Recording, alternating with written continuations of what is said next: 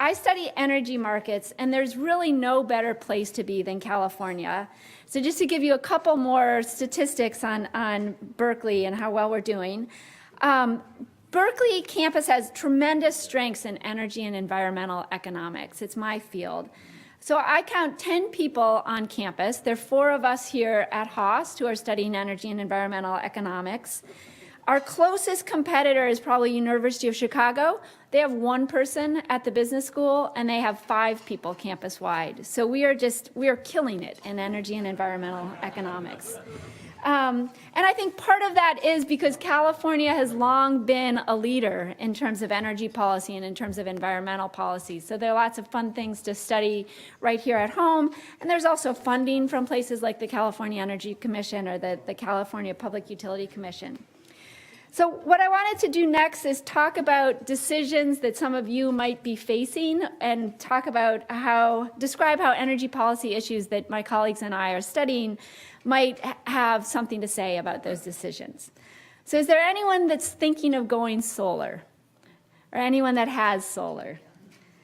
Okay, so one thing that people think about when they're thinking about going solar is maybe you can save some money going solar. The solar retailers that have come to my door, I've talked to them and not told them who I was, but they said things like electricity prices are going up by 5% a year. If you buy solar, you'll never have to think about that. But that's not actually true. So let me explain what's going on. This is my only graph in the whole talk, so bear with me.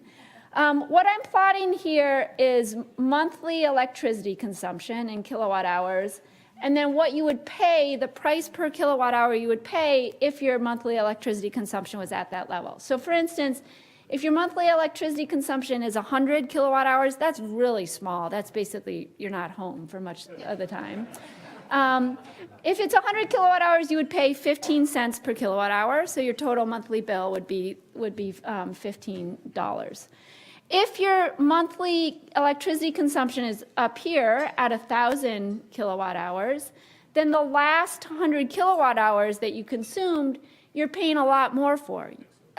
Or you were paying in 2015. You were paying 33 cents per kilowatt hour. So those last 100 kilowatt hours cost $33 compared to the first 100 kilowatt hours that cost you $15. So this is what's called increasing block pricing. But under direction from the California Public Utility Commission, PG&E, the utilities in California, are getting rid of that. And so one thing that the solar developers do, you can think really roughly of the price of solar around 20 cents per kilowatt hour. And so the solar installers will come in and size your system so that it's not getting rid of all of your electricity consumption from PG&E. It's just getting rid of the really expensive stuff. And so, again, they've come up with quotes at my house, and they're taking us down to consuming, so that we're only buying the cheap stuff from PG&E and not the more expensive stuff from PG&E. But here's the problem. Under direction from the California Public Utility Commission, rates are actually going down at the top tier. So if they say they're going up by 5%, they're dead wrong. They even have the direction wrong. Because the rates, what the Public Utility Commission is trying to do is flatten the rates.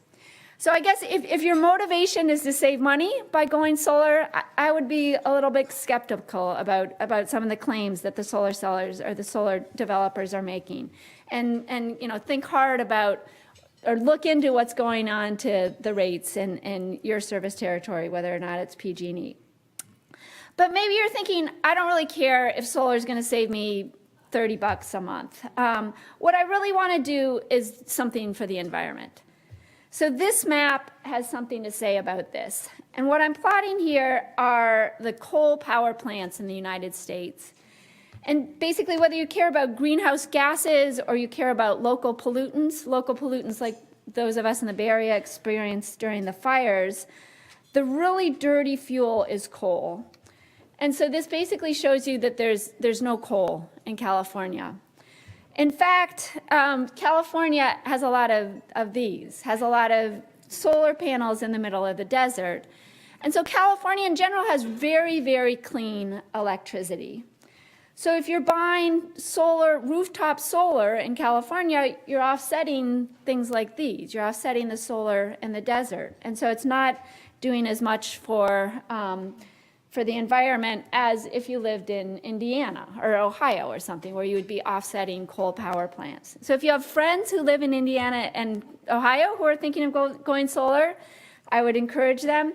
If you're living here, what I like to say is if you want to make a big investment and do something for the environment, I would go for the Tesla.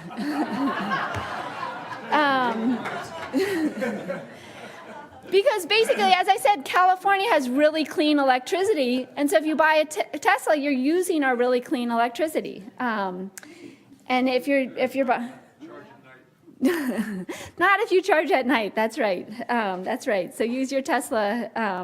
Although even at night we have wind, we have some pretty clean electricity too. So. Okay, so one of the things that I love about being a professor is that I can essentially be a student always. So don't tell my students, they think that I'm teaching them, but so what I've done is identified, I'm interested in climate change, and I've figured out that a lot of the growth in energy, or other people have figured this out too, but a lot of the growth in energy consumption is coming from the developing world. And so what California does is extremely important. We need to get it right. The rest of the world is following us. But we also need to understand what's going on in the developing world. And so I've been doing more and more work in sub-Saharan Africa, in places like Kenya and Ghana. And here, the issue is really about energy access, about getting people access to electricity and thinking about what are the best ways? Is it bringing them grid electricity or solar home systems? How does an electricity connection bring economic development to households or to villages? So to study this, my colleagues and I paid to bring grid electricity to people's homes in Western Kenya. And I was there on the day that this woman, who was the first woman in our study, got connected to the electric grid.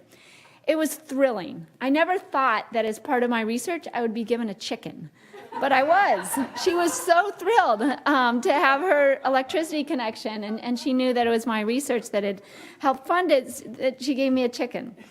So when I came back into the US, you know, on the entry form, you have to check, have you been near livestock? I figured since there was a picture of me with a chicken, I had to say yes. It turns out it's not that big a deal to say yes to that question. So in addition to energy access, I've been studying electricity reliability. Most of the developing world experiences persistent brownouts and blackouts. So for instance, I'm doing some work in Ghana, and in 2015, the average household had 2,000 hours without power over the year. There are 8,760 hours in the year, so that's basically a quarter of the year with a blackout. One problem, though, is that there's really poor data on when there's electricity present. And basically, the utility doesn't even know if there's an outage until someone calls and tells them that there's an outage. That's not a problem in California because we have smart meters, but those are too expensive for the developing world. And so a benefit of being at Berkeley, I've partnered with some really, really innovative engineers here at our College of Engineering who have developed a terrific way to measure reliability, very low cost, essentially using smartphones. And so we're hoping that with better data on outages, that utilities can improve their operations and that the city of Accra will look like this, that it's going to be lit all the time. So, you know, fiat looks, and for us, for Accra, for Ghana, and go Bears.